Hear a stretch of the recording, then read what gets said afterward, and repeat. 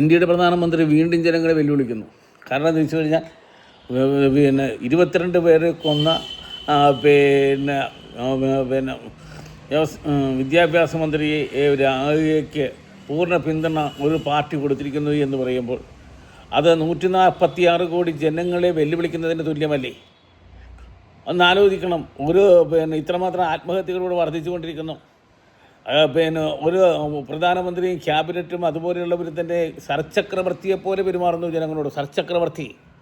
സർചക്രവർത്തി ഇതുപോലെ തന്നെയായിരുന്നു. സർചക്രവർത്തി അന്ന് നാട്ടുഭരണം നടക്കണ കാലം രാജ്യത്തിൻ്റെ രാജാവ് ഭരിക്കപ്പെടുമ്പോൾ അന്ന് ഇന്നത്തെ പഞ്ചായത്ത് പ്രസിഡന്റുമാരെ പോലെയാണ് നാട്ടുപ്രമാണിമാർ എന്ന് പറയപ്പെടുന്നവർ.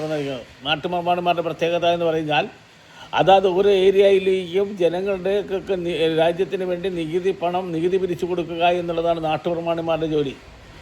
അതനുസരിച്ച് ജനങ്ങൾ ജീവിക്കുവാൻ രക്ഷയില്ല. ഇപ്പോൾ തന്നെ പ്രധാനമന്ത്രി 40 രൂപയുടെ പെട്രോൾ GSTയിൽ പെടുത്തിയാൽ 50 രൂപയ്ക്ക് കൊടുക്കേണ്ട സാധനം 110 രൂപയ്ക്ക് കൊടുക്കുന്നു. എന്നിട്ട് ഇവിടെയുള്ള ഇന്ത്യയിലെ 146 കോടി ജനങ്ങളിൽ നിന്നും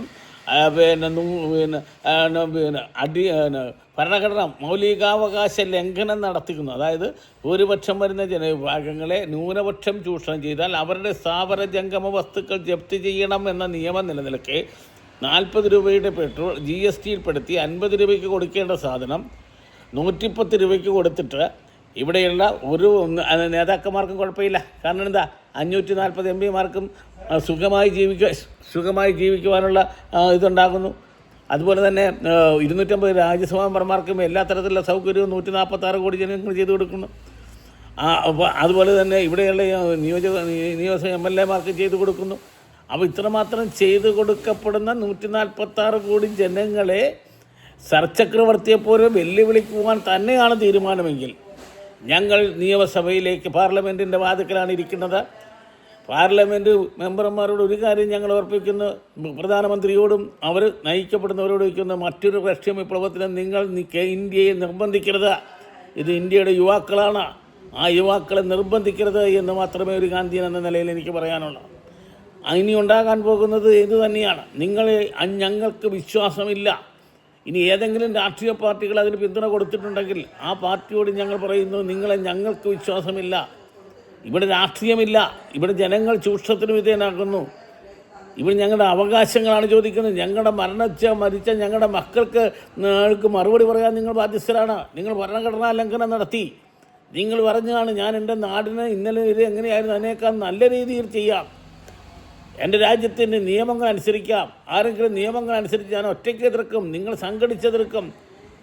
അല്ലെങ്കിൽ എൻ്റെ നാട്ടിലെ ജഡ്ജസിൻ്റെ തീരുമാനങ്ങൾ അനുസരിക്കും, ആരാധനാലയങ്ങളെ ബഹുമാനിക്കും, അല്ലെങ്കിൽ ഇതിൽ സാക്ഷിയായിരിക്കണമെന്ന് പറഞ്ഞ് നിങ്ങൾ ചെയ്ത ഈ ഗുരുതരമായ തെറ്റ് അതുകൊണ്ട് ഒരു സർചക്രവർത്തിക്ക് സംഭവിക്കാതിരിക്കട്ടെ എന്ന് മാത്രം പറഞ്ഞുകൊണ്ട് മറ്റൊരു വിപ്ലവം ഉണ്ടാവാതിരിക്കട്ടെ.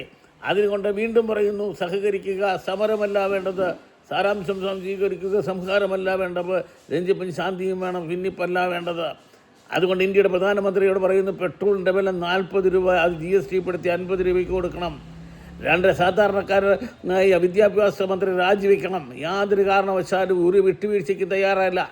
ഇന്ത്യയിലെ 28 സംസ്ഥാനങ്ങളിൽ നിന്നും ജനങ്ങൾ ഇളകിക്കൊണ്ടിരിക്കുകയാണ്. ഇനി അങ്ങോട്ട് പോയി കഴിഞ്ഞാൽ അടുത്ത ആഴ്ച ഞാനും ഉപവസിക്കുന്നതിനെപ്പറ്റി, ഒരു ദിവസം ഉപവസിക്കുന്നതിനെപ്പറ്റിയുള്ള തീരുമാനമെടുക്കുകയാണ്.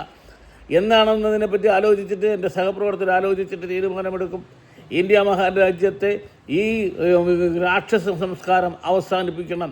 രാമൻ്റെ യഥാർത്ഥമായ സ്നേഹത്തിൻ്റെ, സംസ്കാരത്തിൻ്റെ, സൗഹൃദത്തിൻ്റെ പുതിയ സന്ദേശങ്ങൾ ഉയർത്തിപ്പിടിക്കുന്ന യഥാർത്ഥ ഇന്ത്യ, ഒരേ ഒരു ഇന്ത്യ, ഒരൊറ്റ ജനത.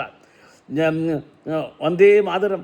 സുജലാം സുബലാം മലയജ ശീതളാം സസ്യശ്യാമളാം ഭാതരം ശുഭ്രോം ജ്യോത്സന പുളകതയാമിനി ഫുല്ലക്കുസുമിത ദുമിത ശോഭിനി സുഹാസിനി സുമധുര ഭാഷിണി സുഗതാം വരദാം മാതരം വന്ദേ മാതരം. അല്ലോ ജലസമൃദ്ധിയായ ഫലദായിയായ ഭാരതമാതാവി, അമ്മയുടെ മുന്നിൽ ഞാൻ ശിരസ് നമിക്കുന്നു. അങ്ങ് തെക്കൻ കാറ്റ് കുളിർമയാണ്, വിളകളുടെ ഇരുളമയാണ്. ചന്ദ്രപ്രകാശമുള്ള രാത്രിയിൽ പുഷ്പാഭരണങ്ങൾ മണ്ണിൽ മരങ്ങൾ മനോഹരത തേടുന്നു. മധുരഹാസിനി സുഖദായനി വരദായനി അലിയ ഭാരതമാതാവി, അമ്മയുടെ മുന്നിൽ ഞാൻ ശിരസ് നമിച്ചുകൊണ്ട് ഈ മര്യാദകേടുകൾ ഇനിയെങ്കിലും അവസാനിപ്പിച്ച് ഈ നാട്ടിൽ 146 കോടി ജനങ്ങൾക്ക് നീതി ലഭ്യമാക്കുന്നതിനുള്ള സാഹചര്യം സൃഷ്ടിക്കണമെന്ന് ഞാൻ ബഹുമാനപ്പെട്ട പ്രധാനമന്ത്രിയുടെ ആരോടും ക്യാബിനറ്റിനോടും അപേക്ഷിക്കുന്നു. രാഷ്ട്രീയ പാർട്ടികൾ എന്ത് പറയുന്നു എന്നുള്ളതല്ല, നിങ്ങൾ ചെയ്ത ശപഥം ആ തീരുമാനം നടപ്പാക്കാൻ നിങ്ങൾ തയ്യാറാക്കണമെന്ന് മാത്രമാണ് എനിക്ക് പറയാനുള്ളത്.